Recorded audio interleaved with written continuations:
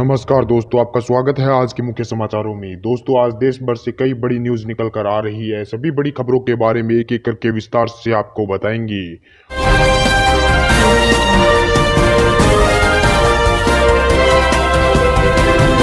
भारत और चीन के बीच लद्दाख सीमा पर एक बार फिर से बड़ा तनाव। 8 स्थानों पर युद्ध जैसे भारत और चीन के बीच है हालात। जी दोस्तों, आपको बता दें, ये काफी बड़ी खबर आज सामने निकल कर आ रही कि भारत और चीन के बीच एक बार फिर से लद्दाख सेक्टर में करीब 8 स्थानों पर युद्ध जैसे दोनों सेनाओं के बीच हालात बने हुए हैं। दरअसल फिंगर 8 से चीनी सेना समझौते के बावजूद भी पीछे हटने को तैयार नहीं है। अब पीछे हटने को तैयार नहीं है, तभी भारत और चीन की सेनाओं के बीच झड़प जैसी स्थिति बनी हुई है। सबसे अधिक तनावपूर्ण स्थिति PP-17A पर भारत और चीन के सैनिकों के बीच बनी हुई है, जहां दोनों सेनाएं अभी भी 1 किलोमीटर की दूरी पर हैं और चीनी सेना लगातार चीनी दावे वाली भारतीय क्षेत्र LAC तक गश्त करते हुए भारतीय सैनिकों को उसका रहे हैं और भारतीय सेना ने फिलहाल इस इलाके में गश्त को भी रोक दिया। तो ये काफी बड़ी अपडेट है कि एक बार फिर से भारत और चीन के बीच विवादित क्षेत्र को लेकर तनाव बढ़ गया है। इसी बीच बढ़ते दोस्तों अगली बड़ी खबर की ओर, तो 5 अगस्त को राम मंदिर भूमि पूजन का रास्ता हुआ साफ। इलाहाबाद हाई कोर्ट ने भूमि पूजन पर रोक लगाने वाली याचिका को कर दिया खारिज। वहीं योगी आदित्यनाथ आज अयोध्या जाकर लेंगे तैयारियों का जायजा। जहाँ दोस्तों आपको बता दें कि अयोध्या में 5 अगस्त को राम मंदिर के भूमि पूजन का रास्ता अब साफ हो गया है।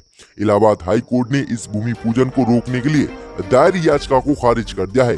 अयोध्या में राम मंदिर निर्माण के लिए 5 अगस्त को प्रस्तावित भूमि पूजन पर रोक लगाने की हाई कोर्ट में मांग की गई थी और याचिका डाली गई थी। वहीं कोर्ट ने कहा है कि याचिका सिर्फ आशंकाओं पर आधारित है, इसमें कोई तथ्य नहीं है। वहीं आपको बता दें कि इलाहाबाद हाई कोर्ट में एक याचिका डाली गई थी और इसमें कहा गया था कि कोरोना के चलते जब राम मंदिर का 300 लोग शिलान्यास करेंगे तो वहां पर सोशल डिस्टेंसिंग के नियमों का पालन नहीं होगा और कोरोना फैलेगा। अब इसी को लेकर तत्काल इस पर रोक लगाई जाए और 5 अगस्त को राम मंदिर का भूमि पूजन न हो। अब इसी पर सुनवाई करते हुए इलाहाबाद हाई कोर्ट ने इस याचिका को खारिज कर दिया है। तो ये काफी बड़ा याचिकाकर्ता को झटका लगा है। वहीं CM योगी आज अयोध्या जाएंगे और भूमि पूजन की तैयारी का जायजा लेंगे। वहीं आपको बता दें कि उत्तर प्रदेश के मुख्यमंत्री योगी आदित्यनाथ शनिवार को अयोध्या जाएंगे। CM योगी यहां पर राम मंदिर के भूमि पूजन का तैयारी का जायजा लेंगे। वहीं प्रधानमंत्री मोदी के आगमन को लेकर तैयारी का जायजा भी लेंगे और साधु संतों से मुलाकात भी करेंगे। तो ये काफी बड़ी अपडेट है राम मंदिर को लेकर। इसी बीच बढ़ते दोस्तों अगली बड़ी खबर की ओर, तो चीन को लेकर एक बार फिर से राहुल गांधी ने प्रधानमंत्री मोदी पर बोला हमला।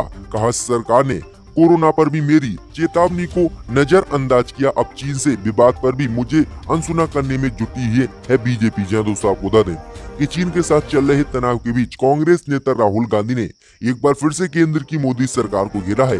राहुल गांधी ने कहा कि सरकार ने कोरोना और अर्थव्यवस्था को लेकर मेरी चेतावनी को नजरअंदाज किया, जिसके बाद अर्थव्यवस्था पूरे देश में खराब हुई और हालात सबके सामने आए। अब चीन विवाद पर भी सरकार मुझे अनसुना करने में जुटी हुई है, जिसके गंभीर परिणाम आने वाले समय में हो सकते हैं और भारतीय क्षेत्र पर चीन कब्जा भी कर सकता है। तो ये काफी बड़ी चेतावनी राहुल गांधी ने एक बार फिर से मोदी सरकार को दी है कि मेरी बातों को भी माना जाए, क्योंकि मैं भी विपक्ष में बैठा हुआ हूँ।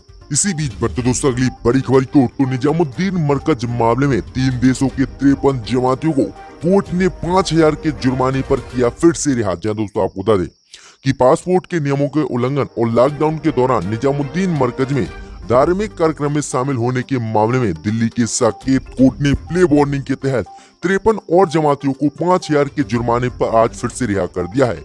रिहा किए गए लोगों में से 40 इंडोनेशियन, 12 किर्गिस्तानी और 1 दक्षिण अफ्रीकी नागरिक हैं। इसके साथ ही अब तक कुल 954 जमातियों को कोर्ट की कार्रवाई का सामना करना पड़ चुका है। इसमें से 908 विदेशी नागरिक हैं जो तबलीग की जमात में शामिल हुए थे। इसी बीच बढ़ते दोस्तों अगली बड़ी खबर की ओर, तो बाबरी मस्जिद तोड़ने के केस में बीजेपी नेता लाल कृष्ण आडवाणी ने दर्ज कराया बयान। कहा मैं किसी भी घटना में नहीं था शामिल, मुझे जबरदस्ती फंसाया गया। जहाँ दोस्तों आपको बता दें कि बीजेपी नेता लाल कृष्ण आडवाणी ने CBI की विशेष अदालत में आज अपना बयान दर्ज करवाया। इस दौरान उन्होंने कहा कि मैं पूरी तरह से निर्दोष हूँ, मैं किसी भी घटना में शामिल नहीं था। आपको बता दें कि वीडियो कॉन्फ्रेंसिंग के जरिए सीबीआई की विशेष अदालत में बीजेपी के वरिष्ठ नेता लाल कृष्ण आडवाणी का बयान दर्ज करवाया गया। इसके एक दिन पहले ही गुरुवार को बीजेपी के नेता मुरली मनोहर जोशी ने भी अपना बयान दर्ज कराया था। सूत्रों के मुताबिक उन्होंने ज्यादातर जवाबों में कहा कि मैं जब बाबरी मस्जिद को तोड़ा गया था तब मैं इसमें शामिल नहीं था और मेरे खिलाफ जबरदस्ती झूठे मुकदमे दर्ज कराकर मुझे इस मामले में फंसाया गया है। आपको बता दें कि इससे पहले उन्होंने गृह मंत्री अमित शाह से भी मुलाकात की थी, तो ये काफी बड़ी अपडेट है। इसी बीच बढ़ते दोस्तों अगली बड़ी खबर की ओर, तो अशोक गहलोत ने राज्यपाल को दी धमकी, जनता राजभवन घेरेगी तो हमारी जिम्मेदारी नहीं होगी। जहां दोस्तों आपको बता दें कि राजस्थान के मुख्यमंत्री अशोक गहलोत ने कहा कि सरकार के आग्रह के बावजूद भी बीजेपी के दबाव के कारण राज्यपाल विधानसभा का सत्र नहीं बुला रहे हैं। मुख्यमंत्री ने दावा किया है कि उनके पास राजस्थान में बहुमत है और विधानसभा में वह दूध का दूध और पानी का पानी करने के लिए तैयार हैं। आगे अशोक गहलोत ने कहा कि जब मैं बार बार कह रहा हूं कि हमारे पास स्पष्ट बहुमत है और हमें कोई दिक्कत नहीं है, चिंता हमें होनी चाहिए, सरकार हम चला रहे हैं। इसके बाद